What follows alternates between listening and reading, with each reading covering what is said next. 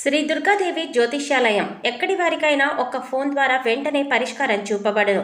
ప్రేమ, పెళ్లి, సంతానం, చదువు, ఉద్యోగం, ధనం, వ్యాపారం, కుటుంబ సమస్యలు, భార్యాభర్తల గొడవలు, ధనం నిలకడలేకపోవడం, ఆస్తి తగాదాలు, అప్పుల బాధలు, స్త్రీ పురుష వశీకరణ చేయబడును. గృహం, స్థలం, వాస్తు చెప్పబడును. ఎటువంటి సమస్యకైనా 100% పరిష్కారం చూపబడును. Cell number 9010707470.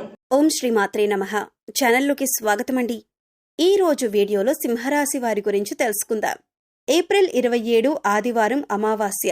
ఈ రాశి వారు ఏప్రిల్ 27 లోపు కాస్త మీరు జాగ్రత్తగా ఉండాలి. ఎందుకంటే ఈ నెలలో 2 దేవతలు మీ ఇంటికి రాబోతున్నారు.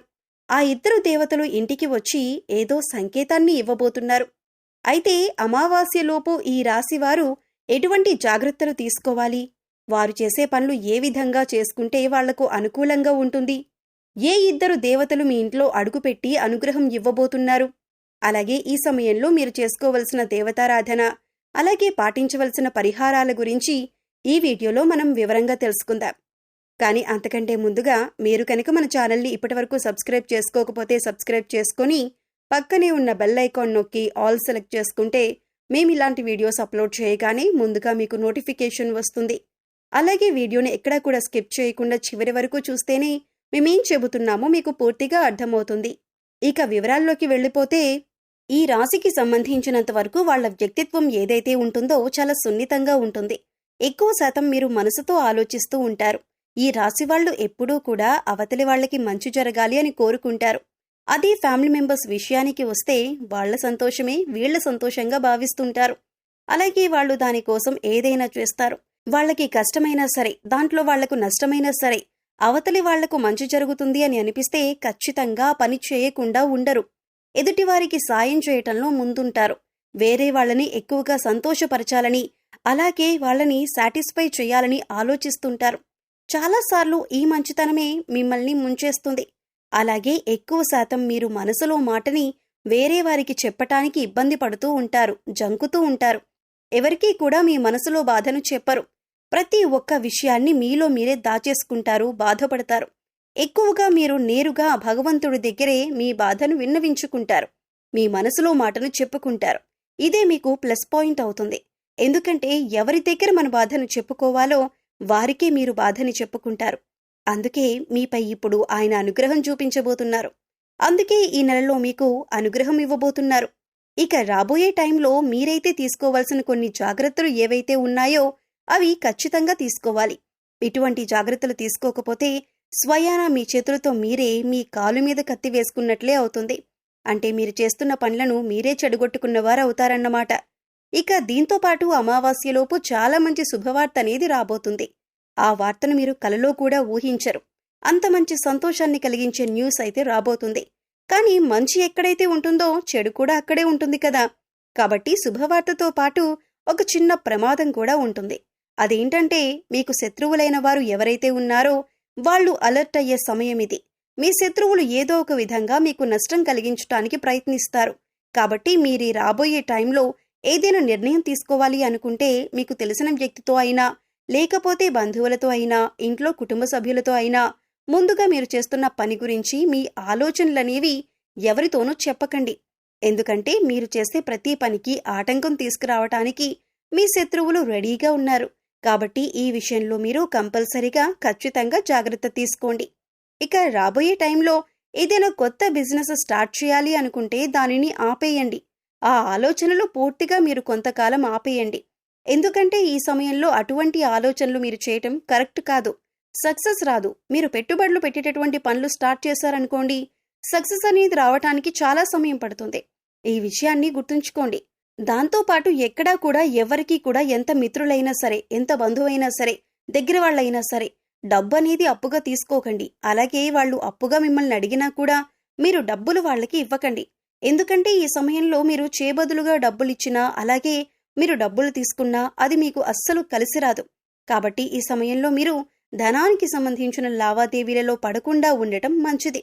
ఇక దాంతోపాటు కేవలం డబ్బు విషయంలోనే కాకుండా నోటికి సంబంధించిన విషయంలో కూడా జాగ్రత్తగా ఉండాలి. ఎవరితో అయినా మీరు మాట్లాడేటప్పుడు కొంచెం ఆలోచించి మాట్లాడండి.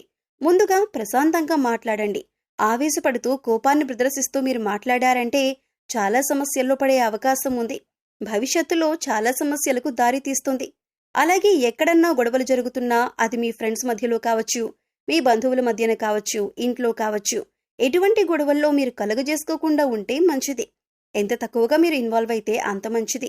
ఒక్కవేళ తప్పించుకోలేని పరిస్థితి అయితే మీరుండండి, గొడవలు చూడండి, వినండి, కానీ మీ సలహాలు మాత్రం ఇవ్వకండి. ఇక మీకు రాబోతున్న అతిపెద్ద శుభవార్త ఏదైతే ఉందో, మీరు ఇప్పటిదాకా అనుకున్న పనులు మొదలుపెట్టి ఆగిపోయిన పనులన్నీ కూడా పూర్తవుతాయి. ఈ సమయంలో ఆ పనులన్నీ జరుగుతాయి. మీరేదైనా కొనాలి అనుకున్నా, మీరేదైనా తీర్చాలి అనుకున్నా, మీకేదైనా కావాలి అనుకున్నా అన్నీ కూడా ఈ సమయంలో తీరే అవకాశం కనిపిస్తోంది.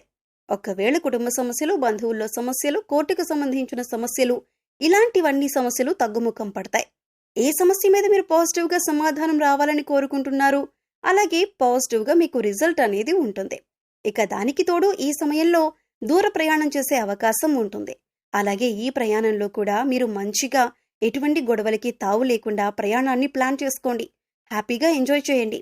మీ ప్రణాళికలని బట్టే మీ ట్రావెలింగ్ అనేది విజయవంతమవుతుంది. ఎక్కువ శాతం మీ మైండ్ని ప్రశాంతంగా ఉంచుకోండి. మీ కులదైవం కావచ్చు, మీకిష్టమైన దైవం కావచ్చు, ఎవరో ఒకరి మంత్రాన్ని స్మరిస్తూ ఉండండి. ఈ నెలంతా కూడా మీకు వీలైతే తప్పకుండా ప్రతినిత్యం దేవాలయానికి వెళ్ళండి. మీ పేరు ఏదైతే ఉందో ఆ పేరుకు సంబంధించిన దైవాన్ని దేవాలయానికి వెళ్లి దైవ దర్శనం చేసుకోండి. లేదు కుదరలేదు అన్న పక్షంలో కనీసం ఆ దైవం పేరునైనా స్మరిస్తూ ఉండండి. మీకంతా మంచి జరుగుతుంది. ఇక దీంతో పాటు మీ హెల్త్ విషయంలో కూడా మీరు జాగ్రత్తలు తీసుకోవాలి. ఎందుకంటే ఈ టైంలో మీకు జలుబు, దగ్గు, ఒంటికి సంబంధించిన ఆరోగ్య సమస్యలు వచ్చే అవకాశం ఉంది.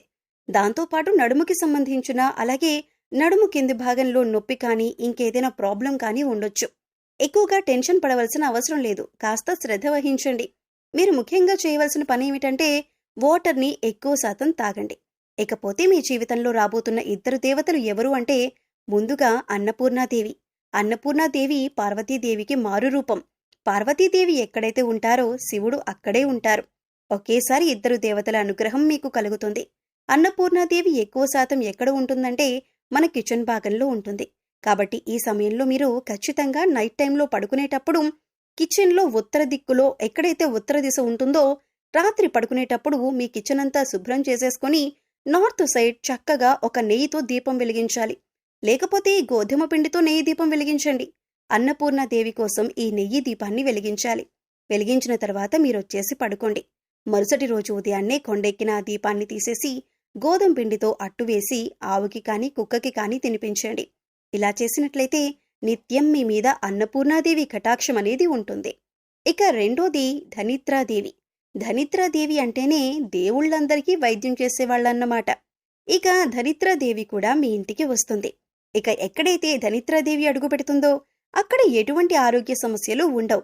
కాబట్టి ఈ ఇద్దరు దేవతలు మీ ఇంటికి రాబోతున్నారు. మరిన్ని శుభ ఫలితాలు పొందటం కోసం ఈ రాశివారు చేయవలసిన దేవతారాధన చూసుకున్నట్లయితే, ఈ నెలంతా అన్నపూర్ణాదేవి కటాక్షం కోసం ఆమె పేరు నిత్యం పారాయణం చేయటం వలన కుటుంబ సభ్యుల యొక్క ఆరోగ్యం అనుకూలంగా ఉంటుంది. ఎటువంటి ఆకలి బాధలు దరిచేరవు. ఈ సమయంలో మరింత అభ్యున్నతిని పొందటం కోసం వీరు పాటించవలసిన పరిహారాలు చూసుకున్నట్లయితే, అన్నపూర్ణాదేవి ఆలయంలో అన్నదానం చేయించండి.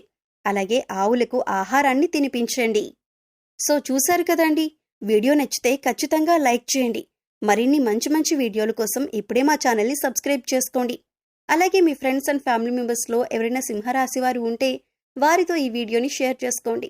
మరో చక్కటి వీడియోతో మళ్ళీ కలుద్దామండి. ఓం శ్రీ మాత్రే నమః.